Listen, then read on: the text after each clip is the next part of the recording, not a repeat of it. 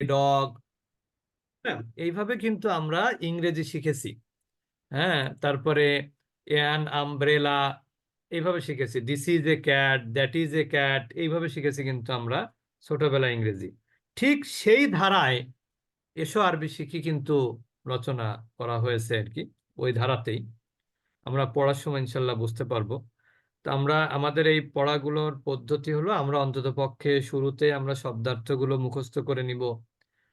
তবে একটা জিনিস আমি সবসময় বলি, অনেকে শব্দার্থ মুখস্থ করাটা একটু বিরক্তিকর মনে করে। আর এই বিরক্তিকর মনে করার কারণেই তারা কি করে না, ক্লাস করে না, কন্টিনিউ করে না ক্লাস। আমি তাদেরকে সবসময় একটা কথাই বলি, আপনি কিন্তু অনেকে এখানে আছেন যে অনেকে মাস্টার্স পাস করেছেন, কেউ ডাক্তার হয়েছেন, কেউ ইঞ্জিনিয়ার হয়েছেন। আপনারা কিন্তু কেউ বুকে হাত দিয়ে বলতে পারবেন না আমার লাইফে যত শব্দ আমি পড়েছি ইংরেজি সব আমার মুখস্থ আছে। আমি যে বই পড়েছি ডাক্তারি পড়তে গিয়ে ও বইয়ের সকল শব্দ আমার জানা। আমি ইঞ্জিনিয়ারিং পড়তে গিয়ে আমার যা কিছু আমার ইংরেজি বই ছিল সব আমার মুখস্থ শব্দগুলো, এটা কেউ বলতে পারে না। ওই সময় হয়তোবা অনেক বেশি শব্দ মুখস্থ ছিল, কিন্তু এখন কিন্তু আর নাই। তা ওই সময়ও কিন্তু আপনি কিভাবে পড়েছেন, যে এই যে পড়তে পড়তে হঠাৎ করে বেঁধে গেছে, ডিকশনারি বের করেছেন, কিন্তু আপনি মুখস্থ করেননি কিন্তু ওইটা। আমি এই জন্য বলি, যে শব্দটা আপনার জন্য সহজ মনে হয় আপনি সেই শব্দটা মুখস্থ করবেন। যে শব্দটা আপনার জন্য কঠিন মনে হয় ওইটা হয়তো বা এখন মুখস্থ করবেন না আপনি, কিন্তু আস্তে আস্তে আস্তে আস্তে শুনতে শুনতে শুনতে শুনতে অটোমেটিক সেটা আপনার আয়ত্তে চলে আসবে। এই জন্য শব্দার্থ মুখস্থ হচ্ছে না বলে আমি এসো আর বেশি ক্লাস করব না, এটা না কিন্তু। আমি কাউকে ছোট করার জন্য বলছি না। আমরা যদি কাউন্ট করি যে আমরা এই মাস্টার্স পাস করা পর্যন্ত ক্লাস 1 থেকে নিয়ে বা 5-6 থেকে শুরু করে নিয়ে আমি কতগুলো ইংরেজি শব্দ মুখস্থ করেছি, যদি মুখস্থ করে থাকি 500 শব্দ যদি মুখস্থ করি, আমার এখন কিন্তু সেই, যদি আমি এটা প্র্যাকটিস না করি তাহলে কিন্তু আমার কাছে 100-150 শব্দ বা 200-250 শব্দের বেশি আমার থাকার কথা না। ঠিক না? আমার স্টকে আমার মাত্র 200-250 শব্দ থাকার কথা। এটার কারণ হলো প্র্যাকটিস না করা। তা আবার কিছু কিছু শব্দ আমি আপনি পড়েছি হলো ক্ষণিকের জন্য পড়েছি, আটকে গেছি, ডিকশনারি দেখেছি, পড়েছি, মুখস্থ করি নাই। তা এসো আরবি শিখিটা ঠিক ওইভাবেই পড়বেন, চেষ্টা করবেন মুখস্থ করার। যদি মুখস্থ না হয় ওই গল্প পড়তে পড়তে পড়তে একসময় দেখবেন ওই শব্দটা অটোমেটিক মুখস্থ হয়ে যাবে। তবে এখানে যে শব্দগুলো আছে, প্রথম পার্ট আমরা দেখতে পাচ্ছি আর দার্সুল আউয়াল। আর দার্স শব্দের অর্থ হলো পাঠ। দার্স মানে কি? পাঠ। যেমন দেখবেন অনেক সময় বলে না যে দার্স দিবে। হ্যাঁ, আল আউয়াল মানে কিন্তু প্রথম। আল আউয়াল মানে কি? প্রথম। তাহলে আর দার্স মানে হলো পাঠ, লেসন। দার্স মানে হলো কি? লেসন। আল আউয়াল মানে কি? ফার্স্ট। ফার্স্ট যেটা সেটা হলো আউয়াল। কিন্তু ইংরেজিতে দেখবেন মদিনা আরবিকে কিন্তু ফার্স্ট লেখে না, কি লেখে? Lesson one. কি লেখে? Lesson one. তার মানে আর দার্সুল আউয়াল মানে হচ্ছে লেসন ওয়ান বা প্রথম পাঠ। তো প্রথম পাঠের মধ্যে কিছু শব্দ আছে যে শব্দগুলো হয়তোবা আপনি আপনার একবার শুনলেই হয়তোবা আপনি মুখস্থ করে ফেলতে পারবেন আশা করা যায়। যেমন আপনি ছোটবেলায় শুধু বুঝতেন কওমি মাদ্রাসার ছেলেরা বলে কি কিতাব কিনতে হবে। মাদ্রাসার ছেলেরা কি বলে? কিতাব কিনতে হবে। তখন মনে করতেন হয়তোবা যে কিতাব মানে হচ্ছে তাহলে আরবি বইগুলোকে কি বলা হয়? কিতাব বলা হয়, কিতাব। কিন্তু আসলে কিন্তু বিষয়টা তা না। পৃথিবীর যত বই আছে সকল বইয়ের আরবি কি? কিতাব। কিতাব। সে ডাক্তারি পড়েন তার সে বইয়ের আরবিও কিতাব, ইঞ্জিনিয়ারিং পড়েন সে বইয়ের আরবিও কিতাব, মৌলানা পড়েন সে বইয়ের আরবিও কিতাব। কিতাব। কিতাব। এরপরে দেখেন, আপনি তো পড়েছেন আল্লাজি আল্লামা বিল কলাম। আল্লাজি আল্লামা বিল কলাম। কলা। কলম শব্দের অর্থ হচ্ছে কলম। কলামুন শব্দের অর্থ কি? কলম। কলম। এবং আল্লাহ সুবহানাহু ওয়া তাআলা আপনার সবার আগে পৃথিবী সৃষ্টির আগে কলম সৃষ্টি করেছিলেন। বুঝতে পেরেছেন? আর এই এবং কলম ছাড়া কিন্তু লেখাপড়া হয় না। কলম ছাড়া কি হয় না? লেখাপড়া হয় না। লেখাপড়া হয় না। পৃথিবীতে এমন কোনো শিক্ষা ব্যবস্থা নাই যে শিক্ষা ব্যবস্থায় খাতা এবং কলম ছাড়া একজন ডাক্তার হয়ে গেছে, একজন ইঞ্জিনিয়ার হয়ে গেছে, এরকম কোন শিক্ষা ব্যবস্থা পৃথিবীতে আমার জানা মতে নাই। তাহলে আমরা কিতাব শব্দের অর্থ কি? বই। বই। একটা গুরু রহস্য বলি, কিতাব শব্দটা আসলে কেন হলো কিতাব শব্দটা বলেন তো? কাতাবা থেকে। কাতাবা মানে কি? লিখা। কাতাবা মানে লিখা। এখন লিখা। বলেন, কিতাব কি লিখা ছাড়া কিতাব হয়? না। হয় না। হয়তোবা আমরা হাত কলম দিয়ে লিখি না, কম্পোজ করি, সেটাও তো লেখা। তো এই জন্য কিতাব মানে হলো বই। এখন প্রশ্ন হলো, এই যে যে একটি বই আসলো কিভাবে? এখানে একটি বই কিভাবে আসলো? এখানে কারণ এখানে একটি কলম, তাই এখানে একটি একটি বই। চেয়ার, এখানে একটি ঘর, এখানে একটি দরজা, এখানে একটি বাতি, এখানে একটি দেয়াল, এখানে একটি খাট। এখন বলেন, আমি যদি এইটুকের ইংরেজি করি তাহলে ইংরেজি কি হবে? এ বুক। কি হবে? এ বুক।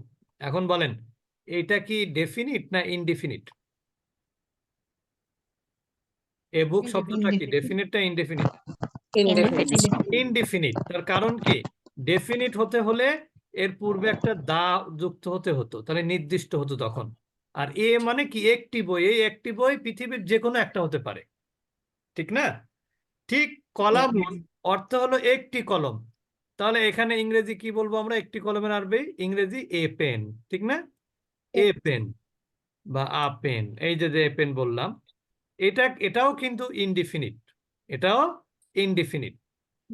এটা বলার উদ্দেশ্য হচ্ছে, ইংরেজিতে যেমন একটা নাউন ইনডিফিনিট ডেফিনিট হতে পারে, আরবিতেও একটি নাউন ডেফিনিট ইনডিফিনিট হতে পারে।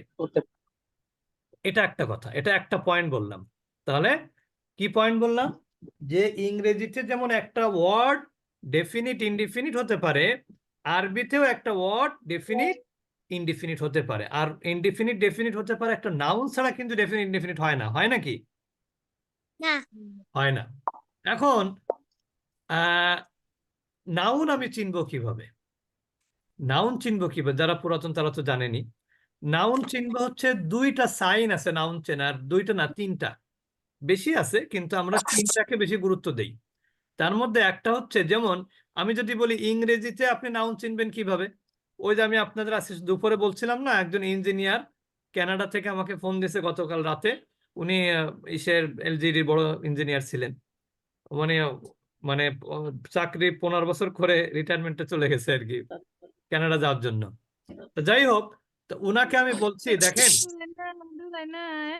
আমরা কথা না বলি, সবাই একটু মিউট থাকি। তা আমি ওনাকে জিজ্ঞেস করলাম যে, আচ্ছা বলেন তো, এই যে যে মানে এরকম একটা নাউনের একটা প্রসঙ্গ আসছে আরবিতে, তা বলেন তো নাউনের ই কি, আরবি কি? নাউনের আরবি কিন্তু ইসমুন। নাউনের আরবি কি? ইসিম বা ইসমুন। ইসমুন অর্থ কি? নাম। ইসমুন অর্থ কি? নাম। আমরা ছোটবেলায় কি পড়েছি? নাউন কাকে বলে? কোনো কিছুর নাম বোঝে। কোনো কিছুর নামকে নাউন বলা হয়। তাহলে ইসমুন, যেমন আমরা সৌদি আরবে গেলে আপনাকে জিজ্ঞেস করবে মাসমুকা, তার মানে কি? এটা একসাথে বলার কারণে মাসমুকা শোনা যাচ্ছে, কিন্তু আসলে আরবিটা কি? মা ইসমুকা। বুঝতে পেরেছেন? তা ইসমুন শব্দের অর্থ নাম, আর ইসমুন শব্দের অর্থ হচ্ছে নাউন। ইসমুন অর্থ কি? নাউন। এখন আমি ওনাকে জিজ্ঞেস করলাম, বলেন তো আপনি ইংরেজিতে একটা নাউন চিনবেন কিভাবে? তো উনি চুপচাপ। মানে এটা আসলে তো অ্যানালাইসিসের ব্যাপার, ওনাকে আমি ছোট করতেছি না। আমরা তো আরবি পড়তে গিয়ে ইংরেজি শিখেছি, ঠিক কিনা? যারা পুরাতন তারা কি নাউন শিখেছেন? ইংরেজি নাউন কিভাবে শিখেছেন? আরবি থেকে শিখেছেন না? না, আমরা ইংলিশ থেকে শিখেছি। না, না না, ওইটা আগে না, আগে মানে নাউন চেনার উপায়। যেমন নাউন চেনার নাউনের উপায় আগে আরবি কিন্তু আরবি কি থাকবে? শিখেছি। আর্টিকেল থাকবে, এ, আর্টিকেল, হ্যাঁ, নাইলে এ অ্যান, অথবা অথবা দি। এই এই দি। আর্টিকেল যে শব্দের আগে থাকবে, হয় সেটা অ্যাডজেক্টিভ, না হলে সেটা নাউন। এর বাইরে কিন্তু জি অন্য কোনো ভার্বের আগে কিন্তু এ অ্যান বসে না, কিন্তু বসে নাকি? জি না, কোনো প্রোনাউনের আগে কি এ অ্যান দি বসে? না জি না। বসে না। না তাহলে এখন প্রশ্ন হলো, আমরা যদি ইংরেজিতে এ অ্যান্ড দি দেখে বুঝতে পারি এটা নাউন, তাহলে আরবিতে আমরা কিভাবে বুঝবো এটা নাউন? তাহলে এর ই এ এবং অ্যান এটা কিন্তু সিমিলার। এ এবং অ্যান সিমিলার অর্থ দেয় না? জি হ্যাঁ, তাহলে এ এবং জি অ্যান এর অর্থ দেয় হলো তানবিন আরবিতে। কিতাবের শেষে কি আছে? বুন আছে না? জি কলা মুন আছে না? মুন। জি জি কুরসি ইউন আছে না? বাই তুন আছে না? বা বুন আছে না? মিসবাহুন আছে না? জিদা রুন আছে না? সারি রুন আছে না? এই সবগুলো তানবিন। তানবিন কাকে বলে? দুই জবর, দুই জের, দুই পেশ। তাহলে যে শব্দের শেষে তানবিন পাবেন সেটা হলো নাউন।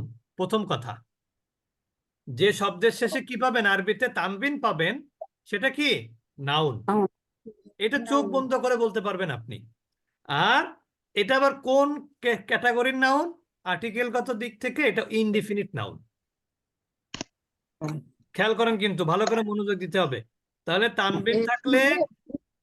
তানবিন থাকলে একটা হচ্ছে নাউন, আর একটা হলো ইনডিফিনিট নাউন। এখন বলেন, এ বা অ্যান হলে এটা ইনডিফিনিট নাউন হয়। এ অ্যান হলে অর্থ কি হয়? একটি। তাহলে তানবিন হলে অর্থ কি হবে? একটি অর্থ হবে। বুঝতে পেরেছেন তাহলে?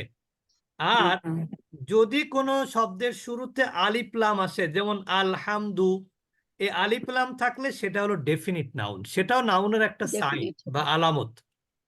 তাহলে আমরা নাউনের আলামত বা চিহ্ন কি কি বললাম? শব্দের শেষে তানবিন অথবা শব্দের শুরুতে কি? আলিফ লাম। আলিফ লাম হলে সেটা ডেফিনিট নাউন, আর তানবিন হলে সেটা ইনডিফিনিট নাউন। অর্থাৎ কোন শব্দ, যেমন আমি একটু মুছে একটু লিখে দেখাচ্ছি। এখানে তো আছে কিতাবুন, মানে একটি বই বললেন আপনি। এখন আমি যদি এটা এইভাবে লিখি, আল কিতাবু,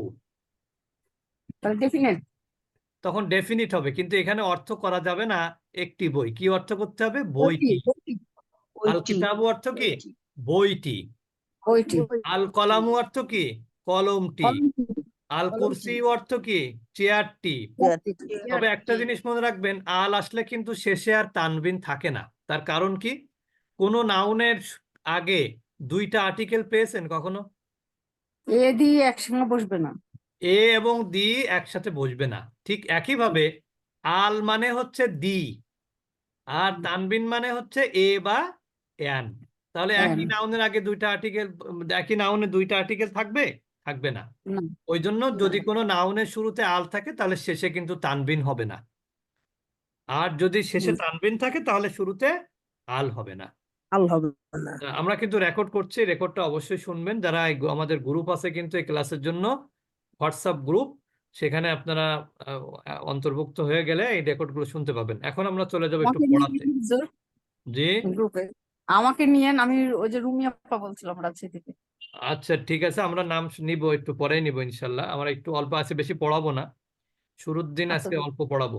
তাহলে এখানে দেখেন, কিতাবুন অর্থ হলো একটা বই, কলামুন অর্থ হলো একটা কলম, কুরসিউন অর্থ হলো একটি চেয়ার, বাইতুন অর্থ হলো একটি ঘর বা বাড়ি, বাবুন অর্থ কিন্তু একটা দরজা। বাইতুন কিন্তু সবাই আমরা জানি। বাইতুন কিভাবে জানি?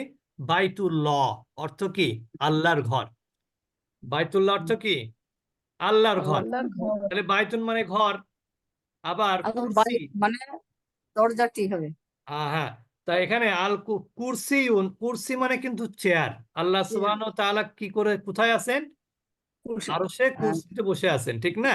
বলা হয়। তা কুরসি, আয়াতুল কুরসি, তাই কুরসি মানে কি? চেয়ার। আর বাব, বাব শব্দের অর্থ হলো কি?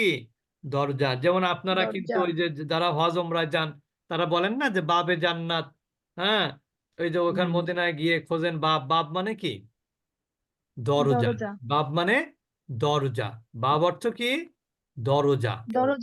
আচ্ছা, এরপরে মিসবা। মিসবা মানুষের নাম। মিসবা মানে কিন্তু বাতি।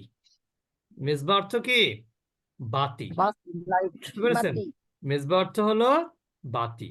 বাতি এরপর শুধু অতিরিক্ত ভিন্ন দুইটা শব্দ হয়তো আপনাদের জন্য একটু কঠিন মনে হতে পারে, সেটা হলো জিদারুন, মানে হচ্ছে ওয়াল বা দেয়াল। জিদারুন অর্থ কি? দেয়াল। দেয়াল জিদারুন অর্থ দেয়াল। দেয়াল সারিরুন অর্থ খাট। খাট সারিরুন অর্থ কি?